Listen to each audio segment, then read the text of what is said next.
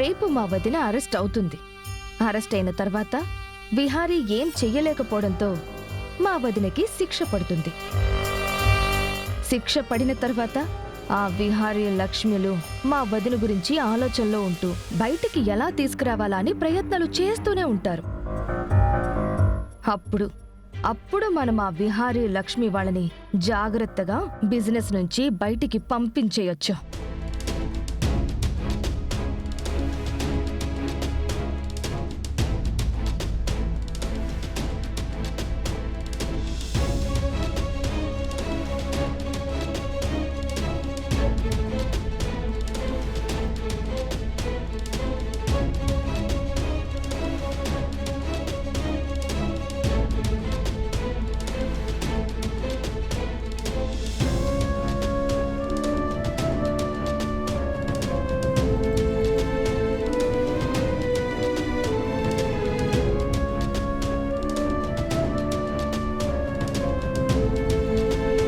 విహారీ గారు,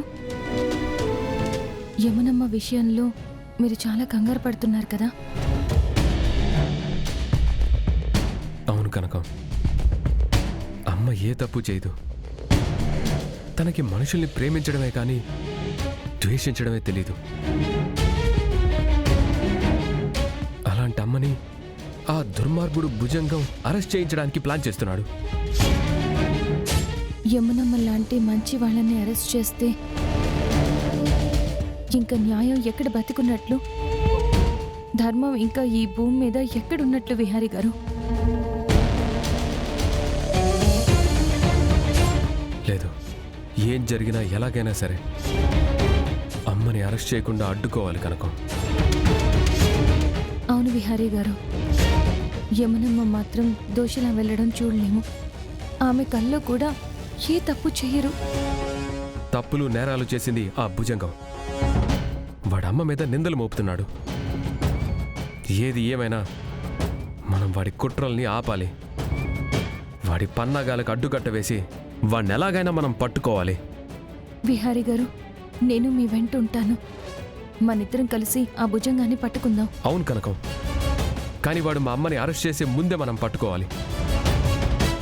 వాడే ఈ నేరం చేశాడని వాడి నోటితోనే మనం చెప్పించాలి. అప్పుడే అమ్మని ఈ నేరం నుంచి పోలీసులు అరెస్ట్ చేయకుండా ఉంటారు. మన సాయశక్తులా ప్రయత్నం చేద్దాం విహారీ గారు. యమునమ్మ చేతికి సంకెళ్ళు పడకుండా మనం కాపాడుకుందాం.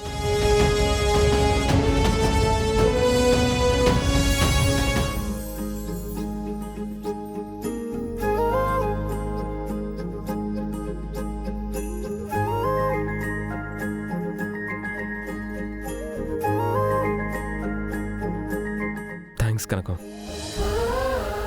నేను టెన్షన్గా ఉన్నా బాధగా ఉన్నా నువ్వొచ్చి నా వెనక నిలబడతావు. నా కంగారుని నా బాధని పోగొట్టడానికి నీ ప్రాణాలు పనంగా పెట్టి మరీ నా కోసం ఏదైనా చేస్తావు. కానీ నీకోసం నేనెప్పుడూ నీ వెనక నిలబడలేకపోతున్నాను. నీకోసం నేనేమీ చేయలేకపోతున్నాను.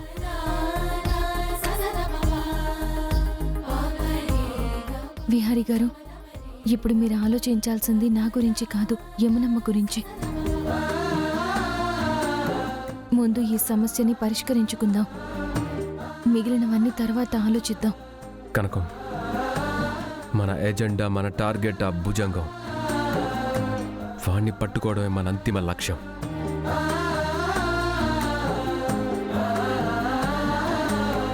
ఆ భుజంగం వల్లే కదా యమునమ్మకి ఈ సమస్య. వాడమ్మ ప్రాణాలతో చెలగాటమాడుతున్నాడు. ఇప్పుడు మరింత ముందుకెళ్ళి ఎప్పుడో కేసుని రీఓపెన్ చేసి అరెస్ట్ చేయిద్దామని ఎత్తుగడ వేశాడు.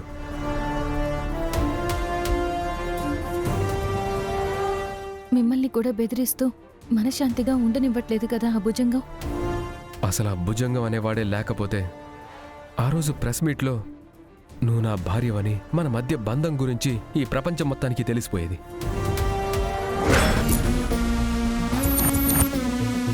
కానీ వాడి వల్లే ఇదంతా.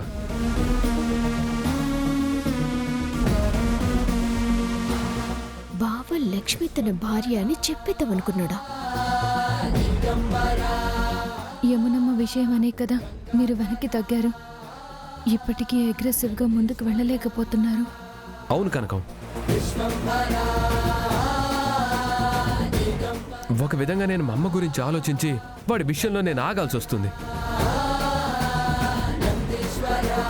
కానీ వాడు అమ్మని అరెస్ట్ చేయిస్తున్నాడంటే మాత్రం వాడిని అస్సలు నాకు వదలకూడదనిపిస్తుంది.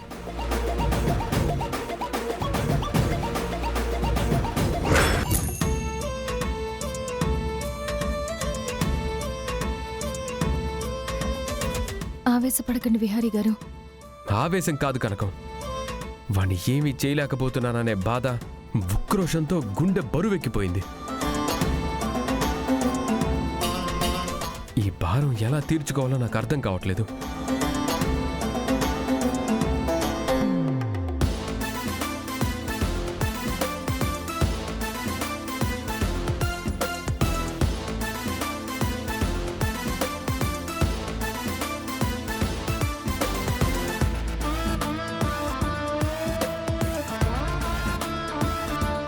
సరే కనుకో, వాడి సంగతి నేను చూసుకుంటాను, నువ్వు వరి అవ్వకు.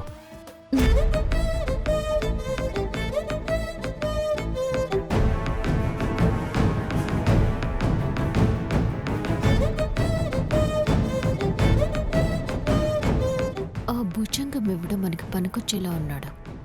వాడనేవాడు లేకపోయింటే ఈ పాటికి నా జీవితంలోంచి బావ దూరం అయిపోయేవాడు.